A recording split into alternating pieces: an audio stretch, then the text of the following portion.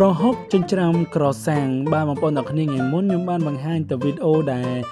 យើងបានធ្វើហើយថ្ងៃនេះខ្ញុំបង្ហាញវីដេអូដំណាក់កាលនៃការធ្វើប្រហុកចិញ្ច្រាំក្រសាំងបងប្អូនអ្នកគ្នាបានទស្សនាសម្រាប់អ្នកដែលគាត់ចង់ធ្វើហូបអីចឹងណា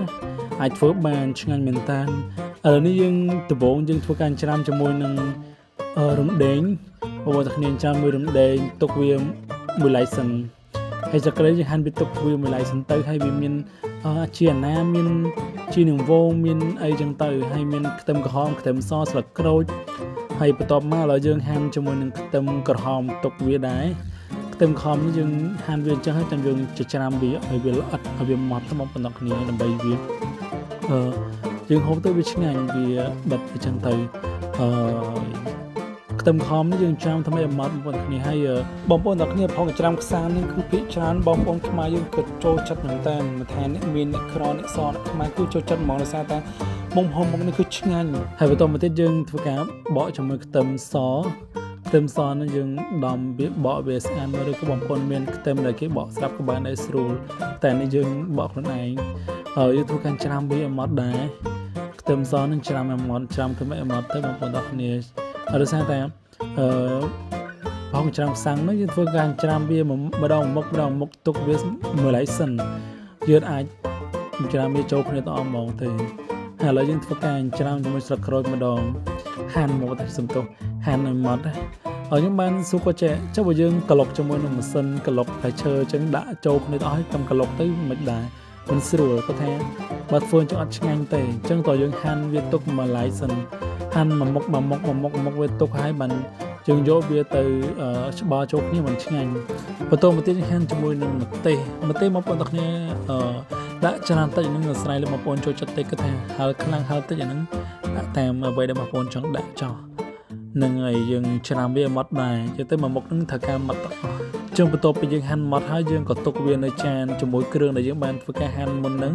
បន្ទាប់មកទៀតយើងហាន់ជាមួយនឹងស្លឹកគ្រៃយកស្លឹកគ្រៃដែលយើងបានហាន់ស្អាតហើយយកមកច្រាំឲ្យម៉ត់ដែរបងប្អូនគ្នាស្លឹកគ្រៃត្រូវការម៉ត់ខ្លាំងធ្វើម៉េចឲ្យម៉ត់ដើម្បីកុំឲ្យពេលយើងហូបទៅវាស្កាត់ឬក៏វាអីចឹងអត់ឆ្ងាញ់ចឹងធ្វើការច្រាំវាម៉ត់មកបងប្អូនគ្នាក្បិតមួយអត់តន់ទេតក្បិតពីរបានច្រាំតន់បន្ទាប់ទៀតយើងដាក់ជាមួយប្រហុកបងប្អូនគ្នាដាក់ប្រហុកអីក៏បានដែរប្រហុកស្រែឬក៏តាមផ្សារក៏បានដែរធ្វើការច្រាំវាឲ្យម៉ត់ហើយយើងក៏បន្ទាប់មកទៀតយើងដាក់ជាមួយខ្សាំងដោយសារខែនេះវាអត់ទាន់មានចាស់ល្អទេអញ្ចឹងវាទៅនឹងពងខ្យងទេខ្សាំងវាអត់សូវជូរខ្លាំងទេអញ្ចឹងអាចថានឹងត្រូវដាក់ក្រូចឆ្មាបន្ថែមដោយសារខ្សាំងវាអត់សូវជូរអញ្ចឹងយើងធ្វើការច្រាំវាមកច្រាំឲ្យវាម៉ត់ជាមួយនឹងប្រហុកស្លឹកគ្រៃដែលយើងបានច្រាំមុនហ្នឹងអូតានេះច្រាំដល់ជ្រុំ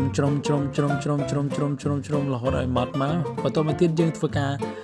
យកគ្រឿងដែលយើងបានហាន់មុននឹងទាំងអស់ហ្នឹងច្រាំវាបញ្ចូលគ្នាទាំងអស់បដ ாய் អានេះវាចិត្តហើយយើងពេលចុងក្រោយហើយដែលយើងច្រាំវាចិត្តហើយអញ្ចឹងចិត្តបានញ៉ាំដែរបងប្អូនគ្នាមើលតែរូបរាងក៏ទំនងដែរយីមែនទំនងហ្មងបើនិយាយពីរសជាតិវិញខ្ញុំឲ្យ20លើ10ហ្មងបងប្អូនគ្នាឆ្ងាញ់លក់វាមានតកូនមានស្ដាយគូមានតសក់មានស្អីគេឈ្នះមានត្រប់មានអីចឹងបងប្អូនគ្នានិយាយទៅអីក៏បានដែរត្រូវទាំងអស់ហ្មង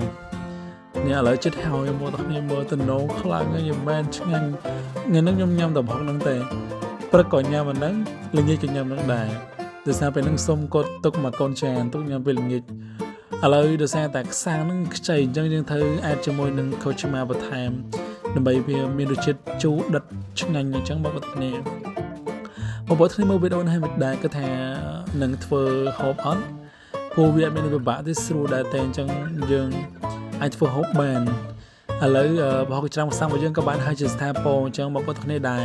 តនេអាចធ្វើមុខម្ហូបមួយមុខនេះញ៉ាំបានឆ្ងាញ់មែនទែនបងប្អូនគ្នាអរគុណច្រើនសម្រាប់ការទស្សនាវីដេអូនេះ